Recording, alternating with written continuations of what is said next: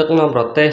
47ឆ្នាំធ្វើឲ្យសម្ដេចតេជោស្គាល់ស្ទើរគ្រប់រសជាតិនៃបញ្ហារបស់ជាតិប្រជាជនបញ្ហាតំបន់និងអន្តរជាតិការដឹកនាំកម្ពុជារយៈពេល47ឆ្នាំរបស់សម្ដេចតេជោហ៊ុនសែនបាននាំមកនូវសន្តិភាពការរួបរวมជាតិនិងការអភិវឌ្ឍដូចសពថ្ងៃគឺជាលទ្ធផលដែលបានផ្ដល់ឲ្យប្រជាជនទូទាំងប្រទេសហើយប្រជាជនទូទាំងប្រទេសក៏បានផ្ដល់នូវសេចក្តីទុកចិត្តគោរពស្រឡាញ់និងគាំទ្រជូនចំពោះសម្ដេចនិងគណៈបកប្រជាជនចំពោះការដឹកនាំជាតិសម្ដេចតេជោហ៊ុនសែនប្រធានព្រឹទ្ធសភាយប់ថ្ងៃទី13មករាបានមហោសារបញ្ជាក់ពីខួប41ឆ្នាំចូលកាន់តំណែងនាយករដ្ឋមន្ត្រីដែលកាលនោះមានវ័យ32ឆ្នាំប៉ុណ្ណោះសម្ដេចតេជោបានបង្ហោះយ៉ាងដូចនេះថាស្ទើរតែភ្លេចថ្ងៃនេះគឺជាខួបលើកទី41ឆ្នាំនៃការចូលកាន់តំណែងជានាយករដ្ឋមន្ត្រីរបស់ខ្ញុំ14មករា1985 14មករា2026ដែលពេលនោះជានាយករដ្ឋមន្ត្រីដែលក្មេងជាងគេក្នុងពិភពលោកក្នុងវ័យ32ឆ្នាំបន្ទាប់ពីកាន់តំណែងជាក្រសួងការបរទេសខែមករាឆ្នាំ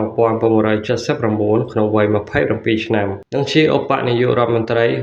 ក្រសួងការបរទេសខែមករាឆ្នាំ1981ក្នុងវ័យ29ឆ្នាំសម្ដេចតេជោគូបញ្ជាក់ថារយៈពេលបំពេញការងារក្នុងរាជរដ្ឋាភិបាលរយៈពេលជាង44ឆ្នាំនិងនៅព្រឹទ្ធសភាជិត3ឆ្នាំសរុបជាង47ឆ្នាំធ្វើឲ្យសម្ដេចស្គាល់ស្ទើរគ្រប់រសជាតិនៃបញ្ហារបស់ជាតិនិងប្រជាជនក៏ដូចជាបញ្ហាតំបន់និងអន្តរជាតិ